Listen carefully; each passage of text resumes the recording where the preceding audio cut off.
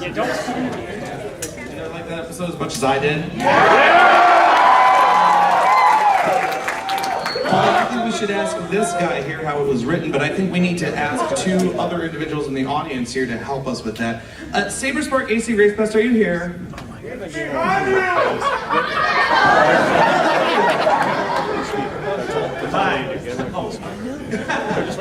Well, everybody, ACRacebest, Saberspark.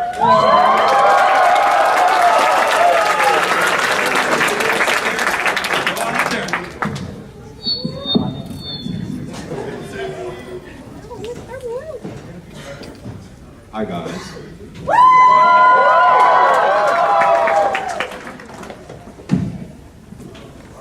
Larson. We got a little gift for you. It's a panda. It's the Pandering Panda. Well, I guess I'm sorry, did I interrupt? Okay, good. In that case, what did you guys think? Do you hear the riots in the street? Oh my god. That episode! So you all liked it then? Episode 100. What are we gonna do it? And you pulled the shortest straw, I suppose. Why are you guys back there? Okay. We'll sit with you. Wait, can we do one bit of business first? I just tweeted that we were watching this and Jim Miller, the director of the show, said to say hi for him. So can you say hi to Jim? Thanks. Woo! What's going on? Well, that was exciting. Yeah. What a ride that was. So that happened. Yeah, that did happen, didn't it? Mitch. From like the first 5 seconds, I just went, wow. I was just so blown away that every single character had the same voice. Well, audience screaming. We're gonna be late for the wedding. Oh, nice. Sorry. Well, I want to know a couple of questions here. So when it comes to picking who read this episode, did they just assign it to you? Or how'd that process work? Well, I was the story editor, so You picked yourself. No, it was a weird thing because this was already being written when I came on as story editor by Amy King Rogers, and I was writing the Griffinstone episode from last 3 weeks ago, I guess. And there was a scheduling snafu, and she's flopped over to that one, and I flopped over to this one. This one took a lot longer than that one. It was a more standard process. So, yeah. What I love is that you guys pay such attention to this fandom and its inside jokes. Stephen Macknett, I mean, do you guys know the origins of that name? I do now, yeah. It took a while, but I do know. The YouTube error. Tell them. You guys know about the Stephen Macknett? Yeah. Now it's canon. There's some that don't. Tell it anyway! For those who don't know, what happened is for YouTube, there's little captions at the bottom, and they're notoriously known for being incorrect most of the time. And for the episode that Stephen Macknett, the dragon, was in, he was talking, and for some reason it translated like sea serpent into Stephen Macknett instead. So the fandom's like, well, that's his new name. He's now known as Stephen Macknett forever. Thanks to a YouTube error. Well, a lot of errors kind of led to fandom stuff, like the animation error for Derpy's eyes. Right. Another one.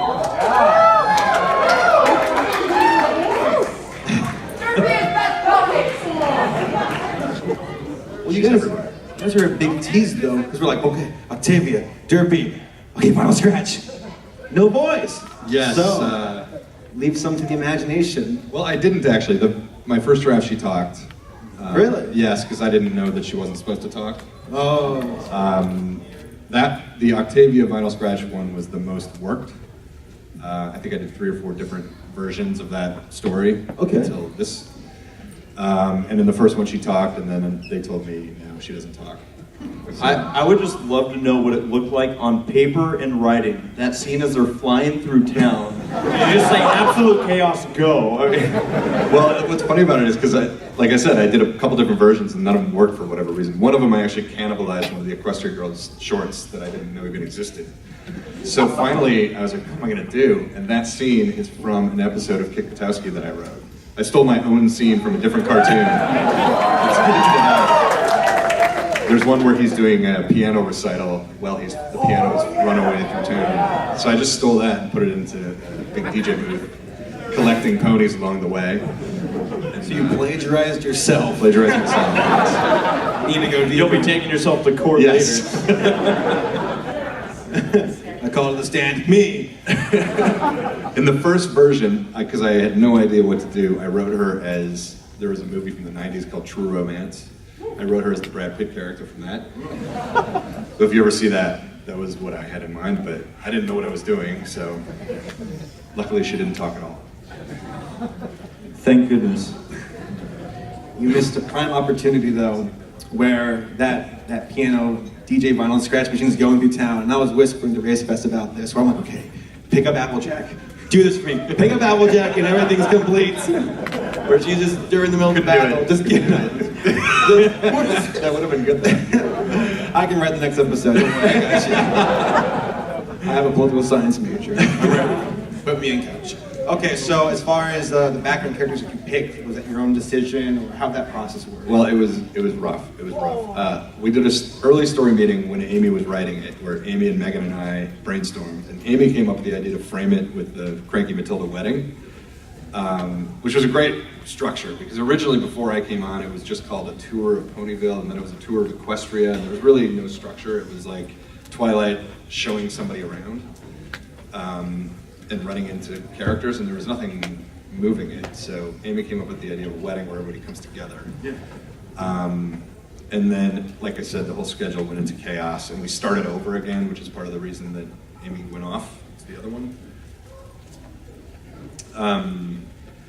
So I didn't want to do this episode at all, because they said to me, you're going to do the background character episode, and I'm just thinking they're not characters, they're designs. Like, to you guys, they're characters, right? But to us, it's like Lyra is a green pony, or sea The little gasp in the audience. To us, they're literally nothing. We don't care. Yes, they're It's not incident. even the name. Background pony number 2, that's who she is to me. So they're like, do the background characters. I'm like, they aren't characters, what do you mean? Like, what is that? I don't know what to do. So I remember distinctly when I had the idea to do this, it was like a Saturday afternoon, and I was late with this because I didn't know what to do, and I was like, oh, you know what we should do? This is clearly a brony episode, right? There's no way around that. So let's just go for it. Do a brony episode and put in every single character. So an ordinary outline for the show is 5 pages of a Word document, it's the basic 5-page, and for the same amount of time, my outline for this was 10 pages long. Because it was so fast, filled with characters, and they were all mentioned in there. And there were a lot that I had in my script that didn't make it in. Flash Sentry was in my script. By the way, have you seen this beautiful picture? I have, yes. I had him, you know how the characters are sort of crossing this way, and then you stay with this person crossing this way, these things are happening. At one point, he was following behind Cranky, and he was just saying, Cranky, I don't understand. I wash your car every week. I do all this stuff for you. Why don't you like me? Why doesn't anybody like me? And then we stayed with somebody else. You could have done the Lyra clones. We had like 4 of her. Because in the first season, there were like multiple patterns of Lyra everywhere. There was another throwaway joke where a group of ponies comes in, and then a group of recolor ponies comes. Oh my god. And they're like, well, this is awkward. Well, why am I? There's just no time, it's 22 minutes, and the script is really long and fast and jam-packed.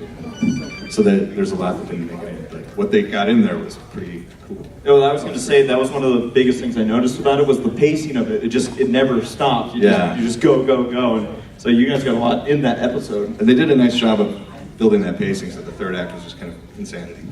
Absolutely, and the fact that one of the greatest scenes in my opinion was when the background ponies are watching the main six and discussing what's going on, and it'll be over in about 30 minutes.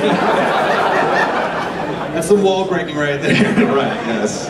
And there were a lot of moments that were like where Bon Bon comes out and she blends into the crowd, playing with the idea that they're background ponies, that they just build new crowds. So she's working with the mini-face god is what you're doing. Pony X. That's right. I imagine that this episode also probably had more than usual of notes that you're like, here are ideas we have. No, we can't do that. Yes. No, we can't do that. So Yes, there was a lot of that. I had a whole scene coming back from the commercial where Octavia was sort of in this black void with her cello and she's playing. And then all of a sudden, Sombra appears. Oh my god. And they had like a whole Devil Went Down to Georgia. And then she wakes up and it's a dream. So it's safe to say you had a lot of fun writing this. Yeah, the whole time I was like, I really don't want to do this. Like, this is a really bad idea. But it's really fun, and I was happy with the script, and I'm happy with the episode, so it turned out good.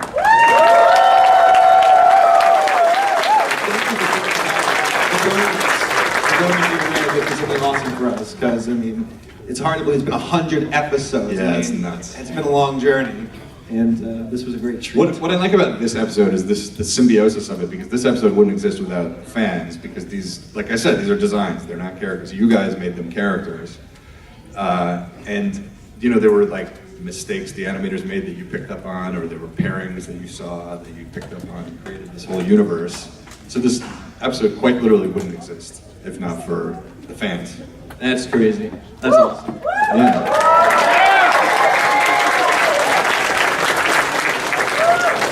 Someone, is there any chance of lightning striking twice? 200, is that what you mean? Yeah.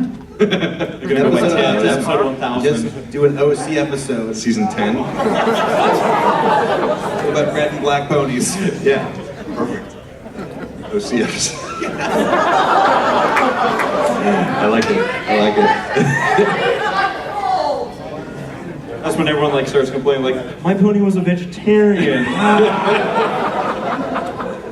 That was that's why, look, so I had several meetings with Hasbro. I told them this is not a good idea, we shouldn't do this. But they really wanted to do it. And They did? Yeah, oh yeah. Hasbro, the hub actually drove this. No kidding. To me, this wouldn't have happened. Yeah, the hub really wanted to do this. Really wanted to do this. The alt main 6, you know, that's what they wanted to do. But it got fun for me, and I started to get it when that switch flipped. And I was like, okay, let's jam it full of everything known to man. And I sent a huge email to Hasbro and to DHX saying, add more pandering. more. You can't do too many references and jokes and characters. There can't be too many in here. And that's when I was like, okay, this is kind of cool now. I get it. Like, it's a 100th special episode strictly for the fans. You know, it's not a normal episode, and that's cool. So essentially it was just freestyle. You're like, all right, let's throw it in. And then tried to turn it into a story where the alt main 6, so it was Dr. Hibbs and Derpy in the first half, or first third, Lyra and Bonbon in the middle, and Octavia Final Scratch in the end. But I wanted them to kind of weave in and out of each other's stories. So Final Scratch appears at the beginning, and Lyra and Bonbon are at the end, and you know, they sort of come in and out of each other's stories, along with all the other background ponies. Now, one thing I'm interested in is because you have essentially developed so many characters in one episode, with that development, how much longer would you say it took you than a normal episode to write with just the main 6 as the main focus? A lot longer, because I didn't want it to feel like you're watching it and the characters suddenly end when season 4 starts, you know, because season 4 was still in production. So I had to read all of season 4 scripts to look for characters I could put in, I could add in along the way, and then I had to go back and rewatch all the earlier episodes, like, oh, that guy's kind of funny, like the jeweler. You see him for a second, but I saw him in an episode, I don't even remember what episode he's in. I saw him, I was like, oh, of course you guys know. Thank you. I don't watch the show. I saw him in there, and I'm like, oh, wedding ring, we gotta have him. So I put him in, and every one of them I had a link to the character in case the animators didn't know who they were.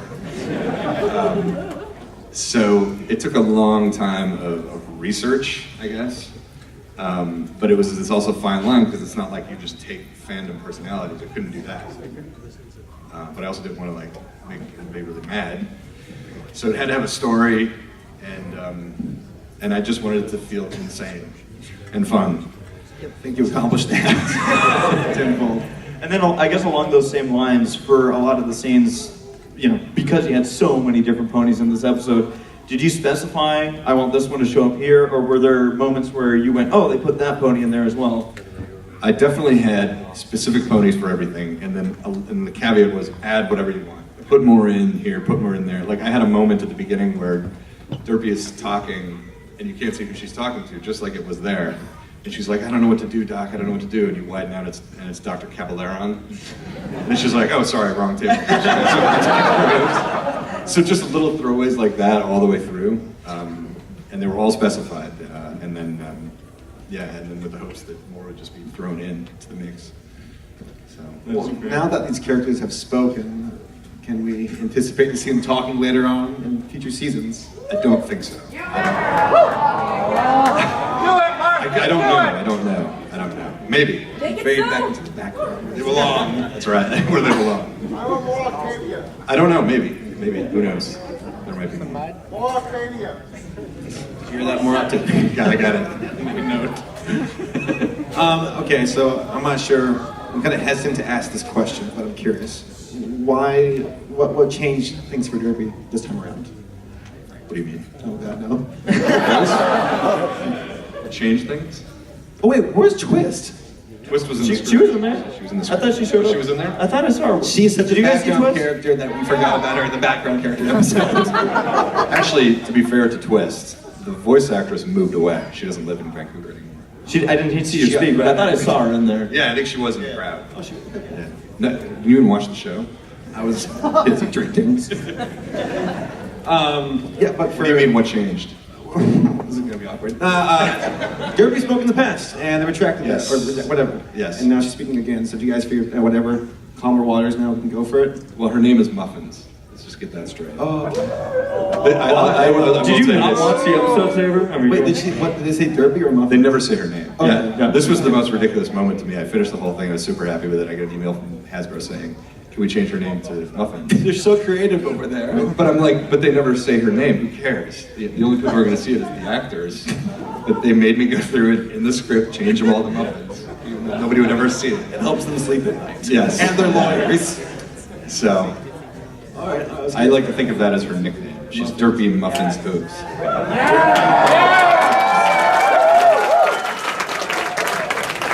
And then I guess I don't know who did that voice, but they figured out one they liked. And Yeah, I don't think it was the original voice from season 2, but who cares at this point? She's got a voice. it was just make her lovable, but make her kind of klutzy, and she's the one responsible for the whole mess. But she really wants to fix it because she has a big heart, and Oh, just like Chris Pratt. yeah, that's right. No, it's Chris Pratt. You can ask Tabitha that. I don't know if that was her or not.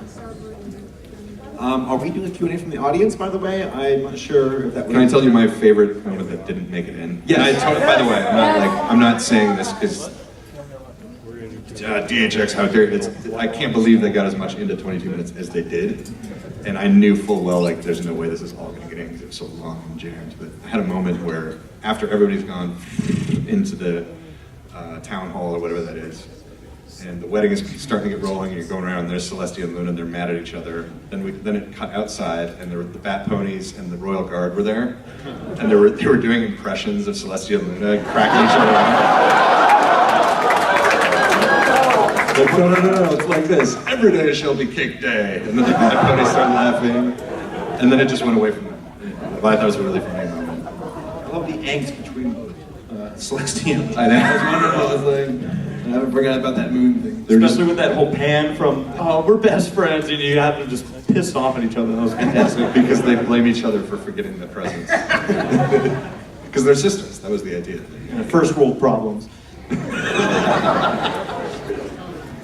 Okay, sorry. Just trying to think of some other questions to ask. So, you all love the episode.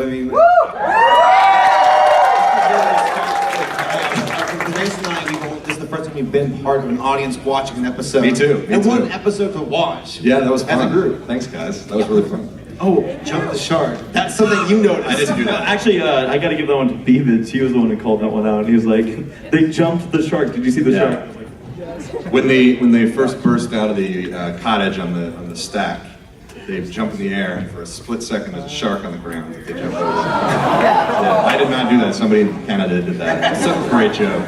Well, how many other things in the episode were like animators sneaking things in? Was there anything else? Yeah, I mean, there was definitely that.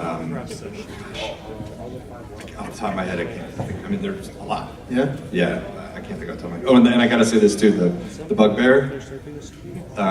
It was always a bugbear, but Brian Leonard, the Hasbro executive, when I was meeting with them once, he's like, it should be a panda. Yes, it should. It definitely should be a panda. So that was a Hasbro idea. It should be a toy. Well, does this mean those characters will not be getting merchandise now? With playsets. Exactly. Everyone get a tree. You get a treehouse. You get a treehouse. A motorized DJ stack. And then of course somewhere there's going to be a Bonbon spy set where she just goes on secret missions. I gotta say, I think that was my favorite one because I surprised myself when I wrote that. And I was like, oh, that's really funny. She's like, because there was the whole thing, the only thing I had to go on with her was that she has 2 names and like 6 different voices. And at one point, Lyra said to her in my script, she's like, stop using that ridiculous voice. I didn't put those things in my bag. That's the thing, if we got to her, it's like, oh my god, she has another voice. But Andrea's voice, like the way Andrea played her there was so perfect. It was just spot on. It's like you just have Morgan Freeman all of a sudden voicing her like, and then we were ponies. So that was just a True Lies reference. That was just, that whole scene was just True Lies.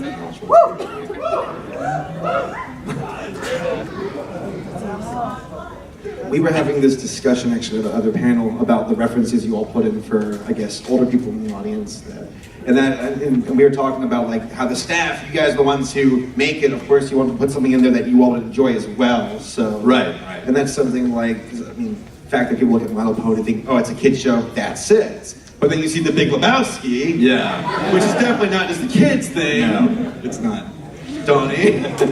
Or The Shining. The Shining. Yeah. Oh my, I think it's, you all have a list of like, okay, we're going to do Game of Thrones next week. All right? The changeling send their regards. For my part, they come out naturally. It's like, okay, so thanks for the memories. Where Cloudsdale explodes and a giant ball of winter is flying toward Ponyville. Of course, Twilight's going to say winter's coming. I haven't seen that episode yet. Oh. You Well, only that's Game your of Thrones fault. episode? That's your fault. I saw that your name was on it, and I thought, this is a Mike and Scale. I knew we were going to have His one loss. moment where everyone was going to go, oh. I'm just surprised it hasn't happened sooner. But there's references. What I like about the show is like most of the time the references are really in the background and you may not even notice them, but they're from all time. Like there's Dickens references in the show and The Shining and 60s sitcoms and modern stuff. Like there was a video game reference. I can't remember the video game. Metal Gear. Yes. Oh, yeah. There's references like from centuries in the show, which I think is really cool. Right down to the Greek mythology that Lauren put into the show from the beginning is a reference, I guess, technically. That's where it all started off with, I guess, the society being Greeks and the Earth ponies being trailer trash, right? Exactly. Yes. So as far as season 6 goes, what season are we on? This is 5. Again, do you even watch? Forgot about season 3. Can answer that one. Why don't you ask the rest of them? Well, I noticed, talking about references actually, there was a little one that came up actually once or twice in there. I don't know if anyone noticed it, but there was a lot of Doctor Who references. They're really subtle. And So subtle. but what I like about something like that is, even though it's not a show that I've personally ever seen, I know that we already have we probably have some Doctor Who fans in here. But now, for anyone that hasn't just like said, okay, I'll check out the show, now that entire group's gonna be like, no, trust me, you have to watch this episode. You don't have a choice as a Doctor Who fan. So who knows, that might be another way we're pulling some more people in. Yeah, there you go. Yeah. That's another example of something somebody in Canada added, the Alone Z. Yeah. I still don't know what that means. I'm guessing it's Doctor Who reference. I know, but it's Doctor Who reference, I'm guessing. Somebody added that. I didn't put that in, but I loved it. That was fun. Yeah, Who was the voice actor for Dr. Who's? Peter knew. Peter knew? Wow, He did that's such. Peter? He did such good. Look at that range. And you guys were. I think you were clapping or something when he said his line at the end because he picked up Rose, right? Which is another Doctor Who reference. I learned. But that was one of my favorite lines in the episode because it's so cheesy. He's like, "Of course, the flame is fireworks need love to ignite," which I think is so funny and cheesy, dumb. Good. I'm curious, are there any fan creations you kind of knew about going into this? I learned a lot. What do you mean? Like, Rob Bob and Alligator in the Tub made a YouTube video about 2 or 3 years ago that featured Octavia and Vinyl having their own home, being Right. friends. And I mean, whatever, it's fan creation, but I was curious if that's something you all knew about or discovered later on. Not me personally, but I will say that what they told me when this started was they were pairing them together. Like my first version of their story was that Vinyl was crashing in her Octavia's house and had just destroyed her sofa. So she goes to the Quills and Sofas place to buy a new one for Octavia because she feels bad. So they weren't roommates, but she was kind of crashing there. But the Hub and Hasbro were like, no, they're going to be roommates. Okay, they're roommates. So somebody over there had some conception that was a thing, and knew to put Lyra Bonbon together and Dr. Who's and Derpy together. So somebody knew to do that, and then it was just going into the weeds and getting like the amethyst star and pulling out. You know, I had a scene that got cut out between Coco Pamel and what's her name, the one from season 1 Ghostbusters with the green mane, where Rarity's like, my mane, it's green, it's so ugly. Yeah, or she's got a whole green wedding dress, and she's like, I can't wait for Rarity to see this. When the hot new designer Coco Pamel put her stamp of approval on green, she's gonna, she wanted revenge on Rarity by wearing a green dress, and Coco Pamel's like, well, I don't really like green. She's like, oh, I don't either. Do you have anything in pink? So dumb little things like that got cut left and right, but it's because of time. Just hearing what they're telling you, like, okay, you have to put these two as roommates, these two, that just tells me that somewhere in this crowd is a Hasbro executive, and then it's like, I go to all the conventions, I buy all the merchandise, but I also have the power. Well, it was a fine line between, like I said, I didn't want to take fan creations and just put them on screen. Yeah. But you kind of want to honor the fact that those two go together. So it was taking the framework of the pairings and then just filling it in. It was fun to watch. Did you like the changeling? I'm so happy they left that in there.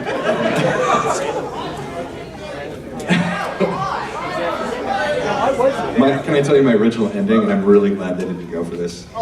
It's so much better this way. But the original ending was the wedding happens, it's so beautiful, everything's nice. You cut outside the main 6, they're like, oh, this is amazing. It's such a great town with so many great ponies. They all hug, it's like, oh, sweet. Pull out to the sunset, and there's a changeling army flying in.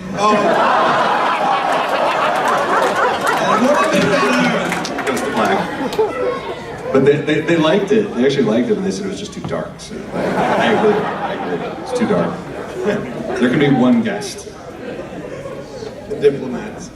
It's one of the changes on good terms with the ladies now. Well, I like how all the other kids are like, they don't want to be anywhere near him. He's just sitting there like, Shining armor, always crying. Shining armor, always crying for liquid pride. It was Cadence too, just sitting there going like, yeah, this happens all the time. Yes, she's used to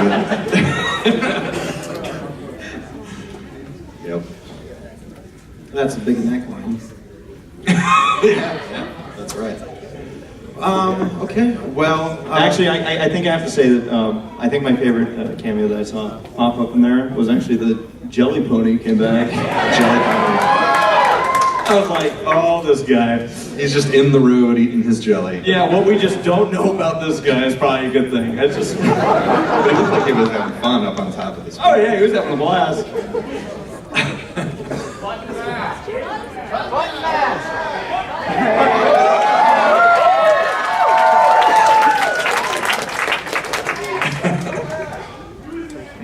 So Saber, what was your favorite part? Just seeing the Big Lebowski scene, that was fantastic. Because I remember seeing that in season 2 and being floored. And seeing, like, they put that in My Little Pony. And then they came back and revisited it and gave it a voice. That's amazing. Because that is like the absolute opposite of a kid's show. The Big Lebowski. Donnie. I had a little bit more backstory for Dr. Hoops there that didn't really need. It was actually a good cut. But when they asked him to bowl, he's like, he mentions to Derpy earlier that ever since I had a childhood trauma, I've been into science and guided my whole life. And then you learn in the bowling scene that he could never bowl, he could never figure it out, and that's what led him into science. It's the one thing he could never explain, was how to knock the pins down. So when they ask him to do it, he's just like, I can't, this is my trauma. Well, I saw when those formulas were up on the screen, I saw P equals MV. And I thought, was that a reference to PMV's Pony music video? I thought maybe, it could be. Yeah, that was actually going to be a question. As an engineer, I'm looking at all the equations and I'm like, okay, yeah, they did their homework. So who's the one who had to go through the engineering books and be like, okay. It's a Canadian. You know, they do everything up there. Any mathematical stuff they handle. Yeah, I know that one scene that Saber and I both got a kick out of also was the Stephen Magnet scene, when he's just like getting in her face about how horribly, terribly important weddings are. He's like, your life's gonna be over, this doesn't go well. Yes, I got a bridge to sell you. He's just completely misreading the situation. Does he know from experience? I've been looking for a way to get him back into the show since I started. Like, he's been my favorite character from the very beginning. Really? Yeah, he was in my Magical Mr. Cure script, but he got cut out. Wait, can I ask how he was involved in that? He had a song. What? Yeah. There was a scene where after Twilight is in the very end when she's been coronated, where Rainbow Dash is let's take these puppies for a spin. So she and Rainbow Dash go flying around all over Equestria, basically. And they come to the dragons. It's got like the red dragon from Dragonshy and Hydra, they're all there. And Stephen Magnet's there, and he starts singing a song, and they all do a big dance routine. It was good. Did you give Canes and top hats and everything. That's right. Yeah. So, about you, what was your favorite scene? I was going to bring up the Stephen Magnet scene. What sold it there for me was the bridge comment at the end, where it's just like, oh my god. Yeah, and then I mean, there was a scene that I know that I almost like fell out of my chair because I'm like, oh my god, and it made me laugh. And of course, like I'm sitting here going, so much happened that I feel like I have to go back and like do a Bronies react to it or something. Maybe you should. Maybe I should. Can we get Shia LaBeouf in that one too? Shia LaBeouf? Just do it! You could do it live. Have you ever done a live one? A live one? Yeah. You know, it's funny because we talked about that, and then we're like, that's when we just go. We freeze. Yeah, missed it. What happened? Oh, sorry. I thought you were showing me something. Sorry. I missed the joke again. And you were going with it. Yeah, that's there, all right. I was legitimately confused. Sorry. That's an air conditioning. Yes. What are you looking at? It's in the back. Cease and desist. I failed you. Nah, you made it all right. You done good, Larson. You Thanks. Done good. How, I gotta ask from a personal side of, because you were in charge of this episode and because it had so much to do with the fandom, were there a lot of nerves going into it as far as knowing like the release is coming out, how's everyone gonna respond? Like what was it from your side of like, here it comes? It was more, not another preview clip, not another trailer, not another screenshot, like enough already with all that stuff, because the more you don't know, the more fun you're gonna have. So it was more that, but, because I really didn't know, fans would be mad that we were using these characters at all. I kind of came to realize only in the last week or so that there was a huge group who wanted their ships confirmed and a huge group who didn't want that. And then I started to feel okay, because I'm like, okay, I didn't have anything to do with shipping, so I don't have to worry about that. So, I don't know, I read the script again on the way here, on the airplane, and I was like, I kind of like the script. It's cool. Hopefully, people just take it in the spirit of it's just fun. Just wing it, you know? You know what's great too is both sides. Stop it. You're gonna have the shipping side and the non-shipping side, and both are gonna be like, "See, we were right." That's right. That's right. That's right. If they're both happy, then Yeah, it's beautiful. Perfect. Oh man, everyone out there, I just want everyone at once to yell out your favorite scene. Go. Okay, that was the scene that's almost, yeah, that was the scene that I was referring to when I was like, there's something that killed me, but I can't remember what. Just that monologue of like, oh my. They did such a great, in its reflection of all the ponies flying slowly like that. It was so cool. Morgan I Freeman. love that. I don't know who the voice was. The only thing I was a little bit bummed about was in the script that he has a French accent. He sells the existential, whatever. But the voice was great, and that visual was so fantastic. I'm just glad it lasted as long as it did, because it was like, this is too good, like, let it last. And it was there for a while. I was like, thank you. Well, now you know what he's doing all the time. That's all he does is sit there and contemplate. The concern now. Wasn't he in a bathtub? No, whatever. He knew. Where was Tank? He was time I don't know. I had a moment. He's not a background. He's not a background. And he's one of the main six. What are you talking about? I had a moment where Dr. Hoops runs up to the boutique, and he's really frantic. He's running up, and Opal is sitting there on top of Tom, the Rock. And he's running over. He's like, "Hi, Opal. Hi, Tom. You're looking well." Knock, knock, knock, knock. Cut. I do love that, all the people in the audience right now, it's the little kids that were like, where was this character? There's only 22 minutes, you guys.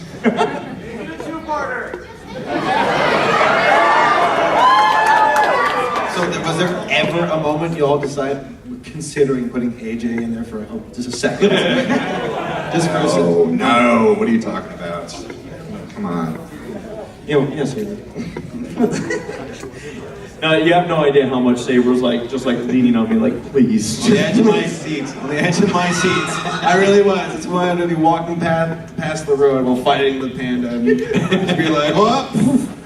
But I think she's got more lines now than like Rainbow Dash. Yeah. So I can't make fun of her anymore. That's right. Rainbow Dash is the background. What best one there is, that's all I gotta say. Darned if you do, darned if you don't. Yeah, he made me say it. Well, I'm not sure what this goes to. 3. This goes to 4, right? 20 minutes? Oh, God. Just watch it again. So,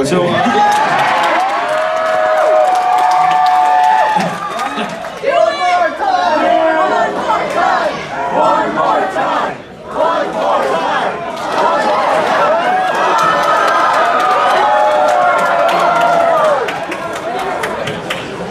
I'm going to duck out, you guys, but I just want to say thank you so much for everything.